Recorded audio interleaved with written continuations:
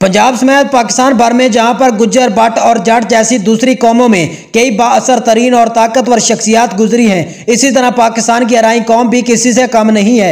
आज की इस वीडियो में हम जिक्र करने जा रहे हैं पंजाब भर की अराई कौम से ताल्लुक रखने वाले 3 सबसे मशहूर और खतरनाक तरीन डॉन्स के बारे में। इन 3 मशहूर जमाना बदमाशों की जिंदगी का आगाज आखिर कैसे हुआ, इन लोगों ने अपनी जिंदगी में कितने लोगों को कत्ल किया और इन कत्लों के साथ साथ ये कौन से संगीन मुकदमात में मुलविस रहे।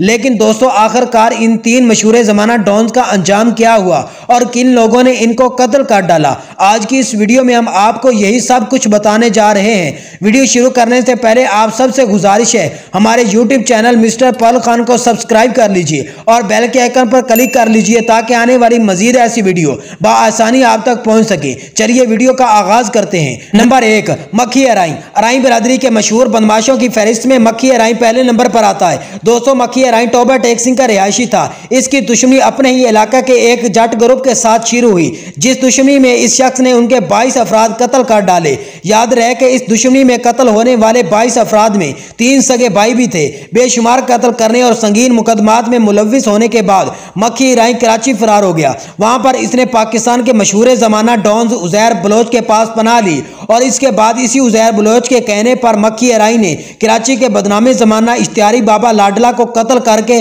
उसके सर को भी काट डाला। दोस्तों, मक्खी अराई की दुश्मनी जब शुरू हुई थी तो इस शख्स ने मंशियात फरोशी और असले जैसे धंधे भी करने शुरू कर दिए। बताया जाता है कि मक्खी अराई की जिंदगी में इस पर मंशियात फरोशी और असले के तकरीबन 400 से ज्यादा मुकदमात दर्ज थे। कराची के गैंग माफिया की दुनिया में मक्खी अराई को बहुत बड़ा नाम मिला।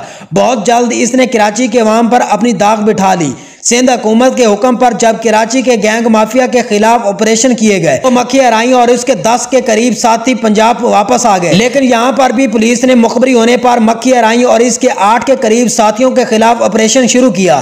तो दोस्तों, ऑपरेशन फैसलाबाद के इलाका जड़ावाला में किया गया। इस बड़े पुलिस मुकाबले में मक्खी अराई के सारे लोग मारे जा चुके थे, लेकिन मक्खी अराई ने गिरफ्तारी न दी। लेकिन बदकिस्मती से जब इसका असला खत्म हुआ तो मजबूरन इसको पुलिस को गिरफ्तारी देनी पड़ी। पुलिस जब इसे थाने लेके जा रही थी तो रास्ते में इसने पुलिस वालों से गन छीन कर 3 पुलिस एहलकारों को कत्ल कर डाला। जवाबी कार्रवाई में मक्खी अराई को भी मौत के घाट उतार दिया गया। नंबर 2, भोला अराई। दोस्तों, ये शख्स लाहौर की तारीख का सबसे बड़ा बेरहम टारगेट किलर रह चुका है। इसका नाम भी अराई बरादरी के मशहूर तरीन बदमाशों में आता है। इस शख्स का आबाई इलाका खानेवाल था, लेकिन इसके बचपन में ही इसके वालिदैन लाहौर में रिहाइश पजीर हो चुके थे। बताया जाता है कि भोला अराई कत्ल अक़दाम, कत्ल, अगवा, बराए तवान, कब्जा माफिया और इस जैसे कई संगीन किस्म के मुकदमात में मुलविस है। इस शख्स के खिलाफ पंजाब पुलिस ने ऑपरेशन किया और इसी पुलिस मुकाबले में जब कत्ल हुआ तो बताया जाता है कि इस शख्स पर 130 मुकदमात दर्ज थे, जिनमें से 40 मुकदमात सिर्फ लोगों को कत्ल करने के थे। भोला अराई की एक बात मशहूर थी कि इसकी अपनी कोई जाती दुश्मनी नहीं थी, बल्कि ये एक बहुत बड़ा टारगेट किलर समझा जाता था। ये बड़े बड़े सियासतदानों से, वडेरों से, जागीरदारों से पैसे लेकर उनके काम किया करता था। इसने उस वक्त में सियासी लोगों के कहने पर लाहौर के 3 DSP को कत्ल किया था। दोस्तों, बताया जाता है कि उस वक्त नवाज शरीफ वजीर आला पंजाब हुआ करते थे। भोला अराई को काफी हद तक नवाज शरीफ की पुष्ट पनाही हासिल रही। भोला अराई ने अपनी जिंदगी का आखिरी कत्ल लाहौर के एक DPO का किया था। DPO लाहौर के कत्ल के बाद नवाज शरीफ ने भोला अराई को वजीर आला हाउस में पनाह दी, लेकिन पुलिस के साथ मिलकर भोला अराई को कत्ल करवा दिया गया। नंबर 3, चौधरी खालिद हमायूं। यह शख्स अराई कौम का एक ऐसा बाअसर और ताकतवर तरीन बदमाश था जिसे मरवाने के लिए बैरून मुल्क से बंदे मंगवाए गए थे। दोस्तों, चौधरी खालिद हमायूं गुजरांवाला का रहने वाला था। कहा जाता है कि इस शख्स ने अपने मुखालिफिन के 45 के करीब लोग कत्ल किए थे। सियासी रंजिश की बिना पर इसकी दुश्मनी उस वक्त के जिला नाज़म से शुरू हुई और जब यह दुश्मनी अपने अरूज को पहुंची, चौधरी खालिद हमायूं ने उस जिला नाज़म समेत उसके एक भांजा और 17 गनमैनों को रास्ते में जाते हुए फायरिंग करवा कर कत्ल करवा दिया था।